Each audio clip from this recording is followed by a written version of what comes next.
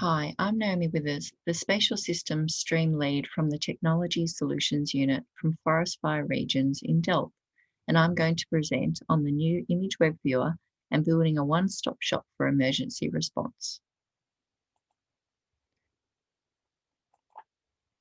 The Image Web Viewer brings linescan infrared imagery, firemapper photos, field photos, and aerial information gathering or AIG imagery, which can be either infrared or visible imagery, into one viewer.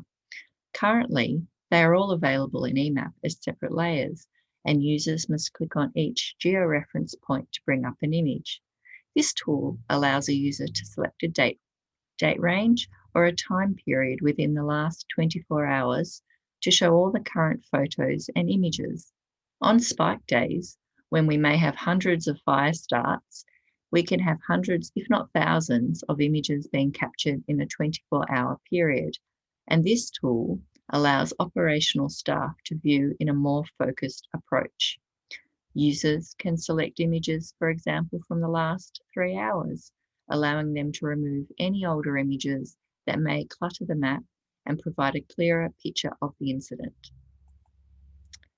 Thumbnails allow users to review hundreds of images from multiple sources quickly and easily, allowing them to identify any critical images on impacts or choose any images they may want to view in eMap for editing or mosaicing. The tool allows a user to view an image in its correct location and then select adjacent images if they need to mosaic them. They can then sync the viewer with eMap and load selected images into eMap. We often don't get line scan imagery for floods or small, fast-moving grass fires, but this tool allows users to view images from air observers or other aircraft which can capture a quick photo. The photo is geo-rectified and users are able to view the flood or fire extent easily. The line scan viewer allows users to see the footprints of the line scans, which makes it easy for users to identify quickly and easily which line scan they need to view when there is often a range of line scans from a certain time period. The viewer also displays the georeferenced line scan, and it provides the file name, and users can sync between eMap and the viewer, allowing them to view operational data overlaid with the images. Users can also change the perspective of the map, draping the image across the topography as a 3D image, allowing operational staff to see how the topography is impacting on fire behaviour. Thumbnails can be viewed full size, so it's easy to choose images which might need to be extracted or used in briefings or reports.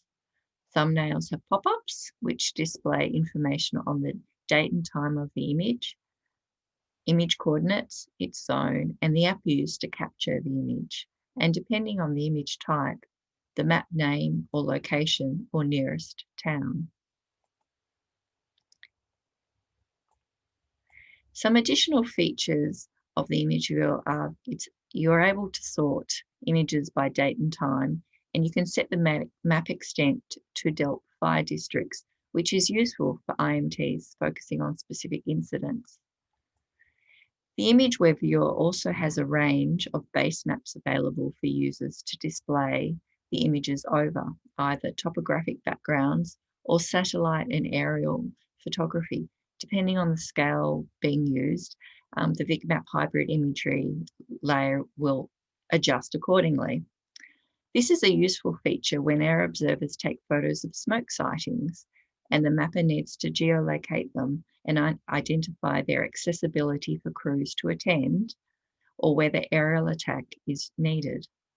The Image Web Viewer has made accessing and viewing the huge range of imagery now available for operational response much more user-friendly and accessible for all IMT staff.